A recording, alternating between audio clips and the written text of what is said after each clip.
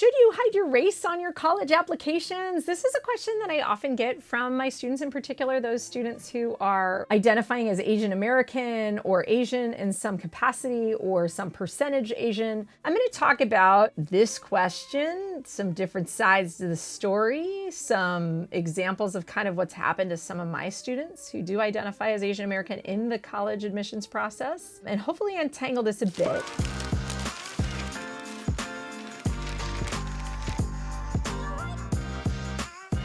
My name's Brooke. I work with students through the college admissions process. In particular, I work with a lot of students on their essays and crafting their personal stories so that they can put their best foot forward.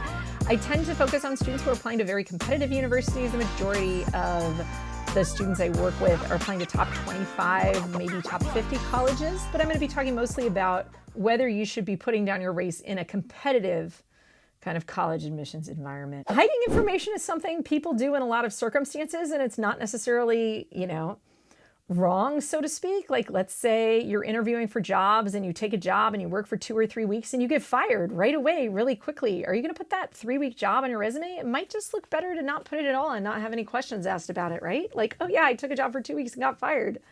And I think in the same way, some people feel like if you're going to use my checking of a box that says Asian against me, why should I tell you that I'm Asian? I've also previously spoken about this idea in terms of tailoring your application and maybe not including some information. Just because you don't include something doesn't mean you're lying, right? Like mental health struggles. Should you be talking about mental health struggles in your application essay? It's a risk. In a Shangri-La perfect world, we could just be who we are and we could check whatever boxes we want and we can be like, oh, look, here I am and this is me and this is all about me and I'm wonderful and amazing and awesome. Yay, and let's celebrate everyone. And that would be great, yeah? That would be great. Except that's not reality. And we know this because there's this lawsuit right now waging in the Supreme Court against Harvard. There's another one against the University of North Carolina. In some of the documents that are related to the Supreme Court case, I came across an admit rate by race and ethnicity by academic decile. So what that means is if we sort all the students who applied to Harvard into 10 deciles, meaning we divide them into percentiles, right? The top 10%, the next 10%, the next 10%. We find that in the top decile, white students get in at a rate of 15.3%. Asian American students get in at a rate of 12.7%. We shared some of these statistics in a TikTok and it basically lit our TikTok on fire with over 1 million views. I think because it's so surprising to a lot of people. We always knew that there were some that we were considering race and admissions at these very competitive institutions, but to what extent and how that worked, the nitty gritty, the numbers of it, a lot of us didn't realize necessarily how that played out. Well, this is showing us how it plays out. And so when you check that box, like I know you're trying to be all like idealistic and like, oh, like being Asian is part of my identity and I wouldn't want to hide it, right? But at the same time, you've got to ask, what are colleges and universities doing with that checkbox?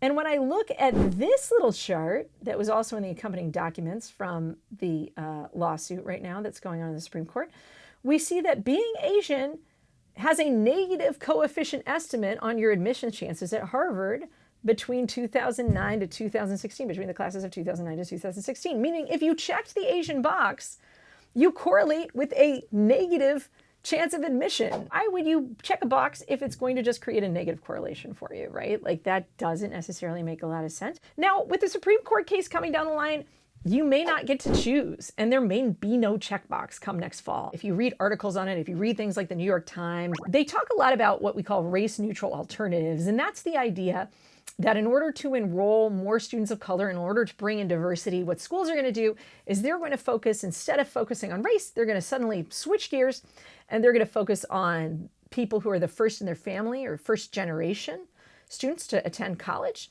They're going to focus on students of challenging backgrounds, of low socioeconomic backgrounds, and they'll use those, instead of using race, they'll use those as sort of markers of potential diversity. And by using those, they'll try to make sure that they get some students who are from underrepresented minorities as part of the package, right? But these are race neutral in their means, but the goal is to get an outcome where we have that racial diversity at the end of the day, right? But I have another theory, and it actually is going to potentially change the story on whether you should be talking about your race or ethnicity on your application. And that is, I think the direction we're moving is away from a checkbox and into a paragraph box where we focus on this idea of, do you bring diversity and what have you got to offer us, right? And what's your holistic package? What's your story, and how is that going to enrich our campus, right?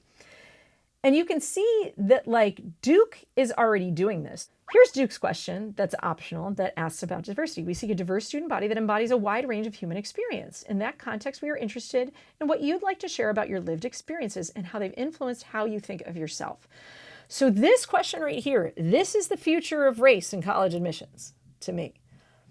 How can you tell your story, and does your background play into that? Race is still going to matter in college admissions, and how you present yourself and how you present your background is still going to matter, at least at highly competitive universities. A recent New York Times article actually profiled quite a few Asian American students who were essentially hiding part of their identity or de-emphasizing their Asian identity in order to try to improve their probability of getting into college. There are several categories that these people fall into in several different ways that they're de-emphasizing their Asian backgrounds. One, people who don't check the box, right, which we talked about.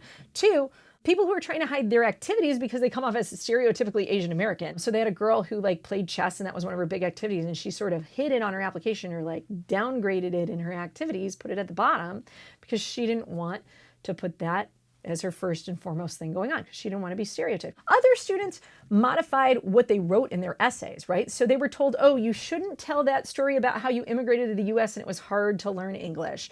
And I will agree, that's on my list of cliche essays. Race aside, ethnicity aside, it's just a cliche essay, and it's a story a lot of people applying to college have.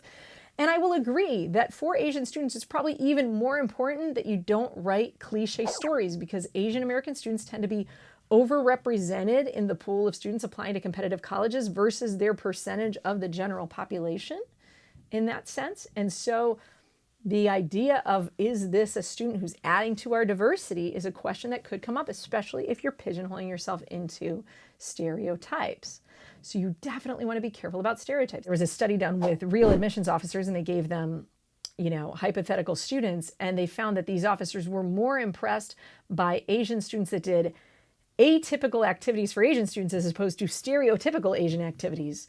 That was more impressive. So if you're playing tennis or chess or fencing or the violin, those are stereotypical, and that's not helping you. But if you're an Asian kid who's in a rock band and has a mohawk, wow, you seem cool, right? So that idea of stereotypes is also something you can play with. And if you are Asian American and you buck the stereotype, it might actually be good to state your ethnicity, is what that study also found, that Asian students who were astereotypically typical, like the Asian kid who was the rock band, fared better in admissions than white kids on average. So, there are some ways to play your story to an advantage as well. As I always say, if you're going to include the information, right, if you're Asian American or you're Asian and you're going to talk about that background, what I always like to say is you want to go big or go home. And what I mean by that is, if you're going to talk about it, you want it to work into the story so that it works for you and that it's a part of that story and it's an integral part of who you are, that if you tried to write the story without it, it wouldn't work. Let's talk about my own students. I'm going to give you a little bit of a peek into my own students. Now, I do have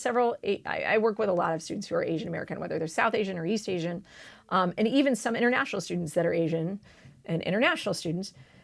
And I will say that if you're international and you're coming from a country, right, that is an Asian country, and you are of an Asian background, it's really hard to hide, and you're not going to be able to hide it. It just is what it is, and it is what it is, and you have to talk about it, or you can't hide it, right? But if you're American and the checkbox goes away, you have a choice to make. Now, I have a couple of students that in the last several years got into Harvard. One is South Asian, the other is East Asian background, but both, Americans and grew up in the United States. And they both very much talked about their culture. They did so in ways that were self-effacing, that were funny, that were brilliant. And you know what? They could not have told their stories if they didn't talk about their background, because it wouldn't have made sense. They couldn't. It would have been impossible. And I think in those cases, it worked in their advantage, because they told such beautiful stories and it was a part of who they are, that it's like they told off all the haters and all the racists. And when you tell an awesome and amazing and compelling story, no matter what background you're from, that can just cut through all the noise. And that's kind of the ticket to getting into these fabulous and amazing universities a lot of the time. A few years ago, too, I had a half white, half Asian student who we decided that we did not talk about or check the box saying that he was Asian. That was not part of the story. And it didn't make sense. It didn't make sense to put it in the story. It wasn't an integral part of the story. Now where he had lived and where his experience were, and certain groups of people that he identified with, and other, and political events, these things embraced cultures from around the world, but who he was, it didn't make sense. And he got into, of Harvard, Stanford, Princeton, and Yale, he got in 2 out of 4, which I think is pretty good. He did fine. But I will also say, I had another student who talked about how she felt out of place as an Asian American in a class of like lots of white girls. And she felt like, that tension of race. And she didn't get into Penn. And I wonder, and I still scratch my head and wonder if her topic of choice could have created some of that friction. And I'm not sure, I'll never know. I don't know. Did it? Was that what it was? I can't say, but I can look at the statistics and I can see that there's definitely a disadvantage, that you've got a higher mountain to climb if you're coming from one of these backgrounds. Now, the flip side of this is the other thing I want to talk to you. If you're an underrepresented minority, if you're African American, Native American, or Hispanic, I'm going to say it's going to be very important that you talk about your background and you talk about your identity and you talk about the diversity that you will bring to campus, because that is something valuable that you have to offer these elite or competitive universities. And you have the power, even if affirmative action goes away, you have the power to still get in. But part of getting in is going to be the diverse point of view and story that you bring. And your story is going to matter a lot more once colleges probably start to roll back affirmative action because of the Supreme Court ruling that I'm anticipating is coming down the line. So I also want to tell you guys that story is probably the most important thing. But story is what's going to, when you get in these competitive school environments, basically there's too many qualified candidates. GPAs are inflated. Everything's test optional now. Story is all you've got to cut through the noise right now. And I like to believe that if you are true to yourself and you tell the story of who you are, and you don't have to hide who you are, but mentioning things that could hurt you if it doesn't make sense to throw them in, you don't have to throw them in. But if it does make sense, or you can't tell your story without it, then you tell your story and you do your best and you cross your fingers and you see what happens.